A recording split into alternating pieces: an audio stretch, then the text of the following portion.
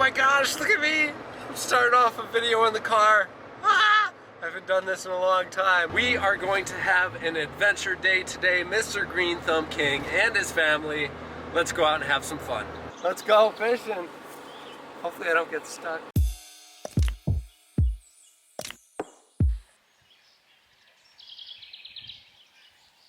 We're here at WADERS Park. It's one of our favorite parks to go to and relax, go for a walk, and they've got great access to the Milwaukee River for kayaking and fishing. Today I've got some new waders that I have to try out. So we're gonna trudge out onto the river, test those things out. It's actually the first waders that I've ever had, so I'm very excited to start using them for fishing here in the river. And then up north as we go to Tomahawk, I'm sure I will put good use to them up there as well. But first, of course, I've got to admire some of the beautiful wildflowers that they've got growing here. Milkweed and butterfly weed, looking fine and dandy as always, giving some good nectar to the pollinators. Of course, we can never get enough of that, especially for the butterflies. This is so much fun. I've never done this before. Like, you have no idea how excited I am. The boots fit perfect. This is a size, I think it's a size 14. Thanks, buddy. Yeah, it is cool. Size 14, I think, unless this was a 13. Either way, it worked. Let's go fishing. Hopefully I don't get stuck. Now, the key to this whole thing and the reason why these waders are going to work is because they're camouflage. You don't want to be out there and then the fish can see you. You've got to be blending in with the background, otherwise they're not going to bite. You're not going to get a single one, no matter how good of a fisherman you are. Right, buddy? What if a king one's getting Let's see. I see lots of weeds out there. I think we're going to go for a topwater, even though it's a little late in the day. It is mid-morning, I don't know, 10:30. You're gonna want to throw topwater early morning, late afternoon, but we're gonna go for it anyways.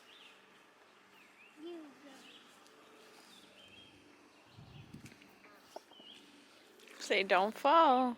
Yeah. Maybe he will, and we'll get it on camera. They're getting deeper. Watch there be like a drop off. Yep. Oh, it feels so weird. The farther you go, the deeper you get. The water's like... Yeah, the farther you go, the deeper you get. You're very right. Ripley requested that I say how I feel about his waders. I guess I feel pretty good that I don't have to be in the water. Hopefully he doesn't fall in. I feel like those would fill up with water pretty quickly. Ooh, doggy, look at me. I'm in the river. I think we should go out a little deeper though.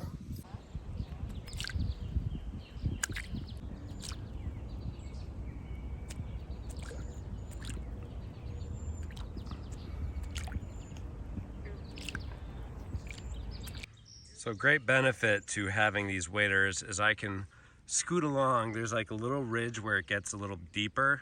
Right in here, it's about 3.5 feet deep, right next to the weeds.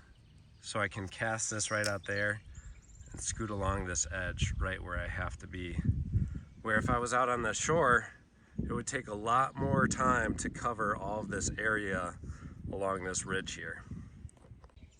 I love aquatic plants. I hope we can get a pond soon so I can start stacking it up full of native species. It's gonna be like a wild pond because, you know, that's how Mr. Green Thumb King does it, of course. Just too good. It's too beautiful out here. Doesn't get much better. I feel like I should insert some cheesy quote about peaceful meditation, so here it is. Not a cheesy quote, it's a Bible verse. Honestly, just being out here in the water, it hits different. So Wabadonia Park, check it out. If you take the kayaks up here, we just had a group of about 8 or 9 guys come out the other weekend, and it takes us about 3.5 to 4 hours, depending on the day, to go from Wabadonia Park to Saukville, Wisconsin here. Very, very nice kayaking trip.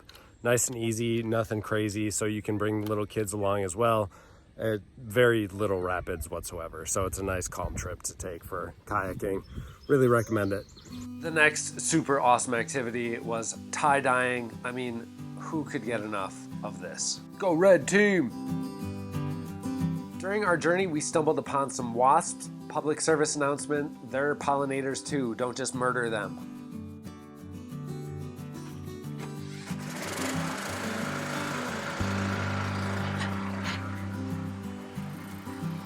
We're over here at Portview Church helping out volunteer.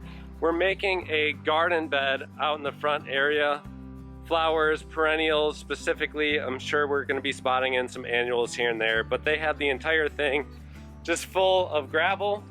So we had to come through, dig it all out. Boy, that was a tough job, but we certainly got it done. I'm so excited and thankful for a couple of the other members who are heading up this flower bed project.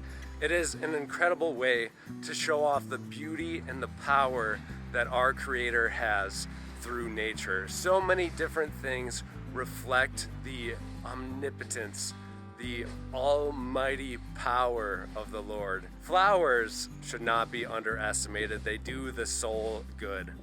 On the way back home, I wanted to stop by Portfish, which is the best place to fulfill my aquaponics needs. Unfortunately, nobody was there, but they still have the entire little kitchen area set up full of nutritional goods. Anybody use mushroom seasoning before? They've also got incredible lion's mane mushrooms, chestnut mushrooms, a fridge full of other nutritional goodies, and of course, some more eggs. Wow, that's a lot of eggs. Too bad for you, this is as close as you'll get to their facility in today's video, but I will have a link in the description below of my full tour with the owners. They have the most incredible setup here. Check out the link down below after you watch today's video.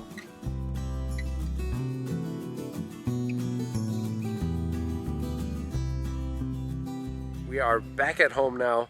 Let us know in the comment section down below if you enjoy videos like this. This is what I would call a community building video, the kinds of activities that we go through as a family. Let's take a look at a couple of updates in our flower beds and vegetable gardens. Really wanted to show you all our calla lilies are coming up. They look beautiful, they're doing very well. I wasn't so sure how they would do because for a while there I was afraid that they would not sprout whatsoever, but a lot of the calla lilies, gladiolas, and even our caladiums are now coming up as well. We purchased a couple of the Cafe au lait dinner plate dahlias. These are right there and there. We've got those at the Mill Creek Garden Center when we were doing our tour video of it, so those are doing well. Even our rose back there that we planted is doing great. Got a couple of fruit on our fruit trees, and I wanted to show you the flowers that we planted several videos ago. I don't know, maybe it was like a month and a half ago. Give you an update on them because I wasn't sure how some of these would do. We planted them very, very close together to see what would happen, and they're doing great. There's one of them. Another one over here. Are they stealing some energy and water from these apple trees? I'm sure they are, but I really wanted to utilize the leftover flowers that we had from our annual planters. And running through our front garden really quick, we have our hardy rosemary, which did in fact come back nice and strong. And then next to it on both sides, we have a hardy lavender that we propagated maybe about a month and a half ago as well. Those are doing good. So if you watch that video on how to propagate lavender, there they are. This, I believe, is like a white sage bush. Got some sempervivums down here.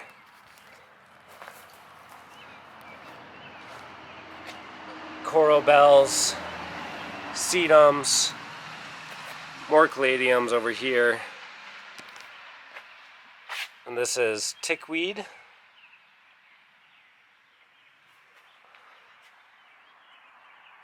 Some ferns and phlox.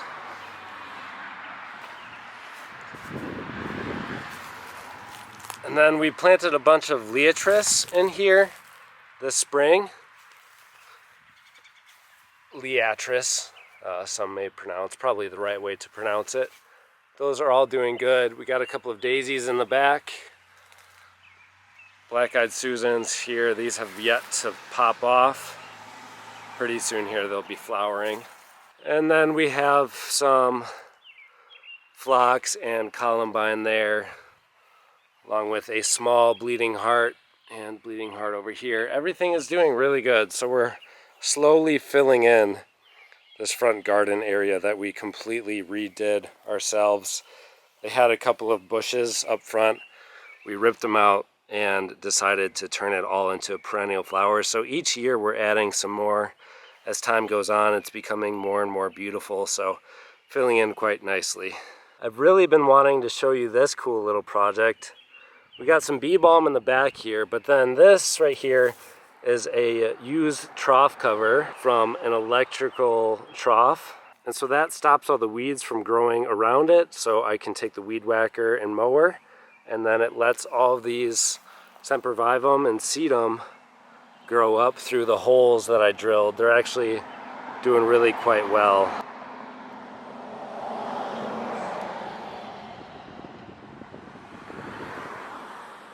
Really beautiful, great colors despite, the holes were only about 2.5 inches, so I didn't think they would do this good, honestly. They're doing really well. Of course, they are in full sun, and that really helps it out. While we're at it, we will show you our beautiful elderberry bushes, and then our basket weaving willows down over here. We got nice high production out of the elderberries this year. We will be putting bags around a lot of these to protect them. So at about this point right here, we're going to start putting bags around them. After the petals have dropped, the fruit is about to form, and that's when the birds really love to get to them. So in order to stop that from happening, we've got these nice little bags on Amazon that we're going to put over every single one of them. And we will be doing a video of that specifically regarding how to protect your elderberry harvest, because we definitely don't want these beauties to go to waste. We got a lot of them here just from these few plants. Now, something really interesting is that I have mowed around all of them, except for this one. We got like all this wild yarrow growing. So I've kept that yarrow, and unfortunately, I think it's really pulling too much from the plant and the area around it. All of that yarrow must have pretty deep roots. I think yarrow does have deep roots, and so if that's pulling too much nutrients and water from this area, even though it looks really pretty, I love it, it's definitely not doing good for the elderberry. So I'm kind of battling whether or not I want to keep the yarrow or keep the elderberry. We did just add 2 more elderberries back here. There we got another one and another one. So we'll have 5 good producing bushes here. We've got another one on the other side of the fence and one further back past our vegetable garden there. So we do have a lot of them. We don't have a lot of yarrow. So I don't know. I'm not really sure what I'm going to do. Maybe I'll just keep it, all of this, the way it is, and see maybe eventually that elderberry will establish itself a little bit stronger than it is right now. But elderberry, if you ain't got them, they're very easy to propagate. Again, I got a video of that on the channel. Just search Expedition Homestead Elderberry and you will find it. We finally got raspberries on the property, so we're adding those nice perennials, which is good to see. And back here, I don't want to make this too much longer, but everything is doing really well. The beds that need to be worked on a little bit now is we have turnips that are ready to be harvested. We have the rest of our beets that are ready to be harvested.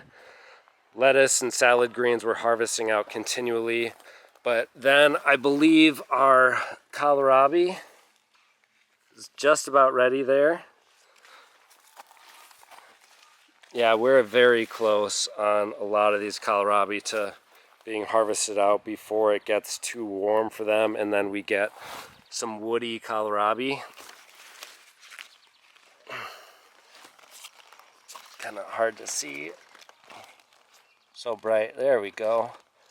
Beautiful kohlrabi under there. We've got white Vienna and purple Vienna kohlrabi. We didn't do any Cossacks this year. Those are the really, really big ones. I think I'll do Cossacks next year because they were a great producer. Peas we are starting to get a ton of.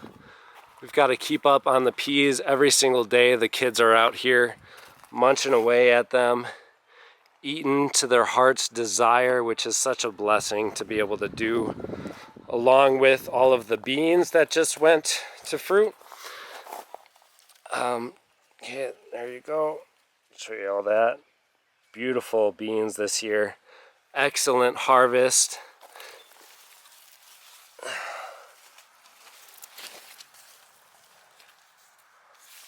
See them all over the place in there.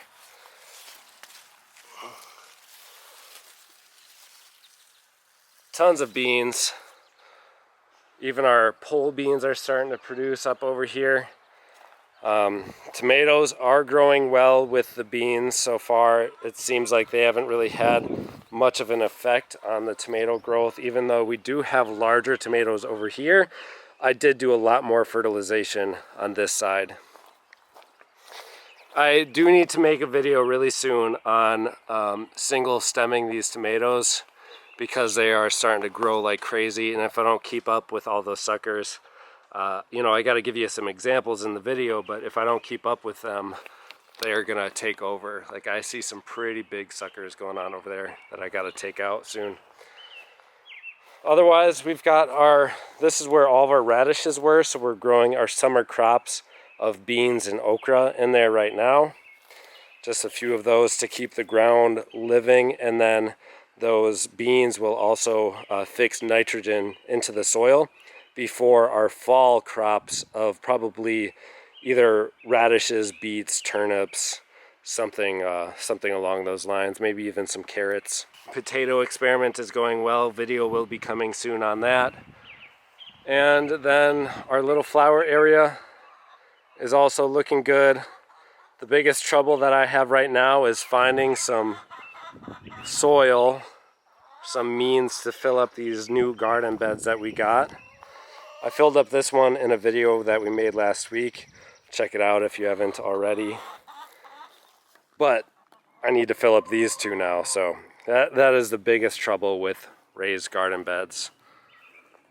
Sunflowers are looking gorgeous. So happy.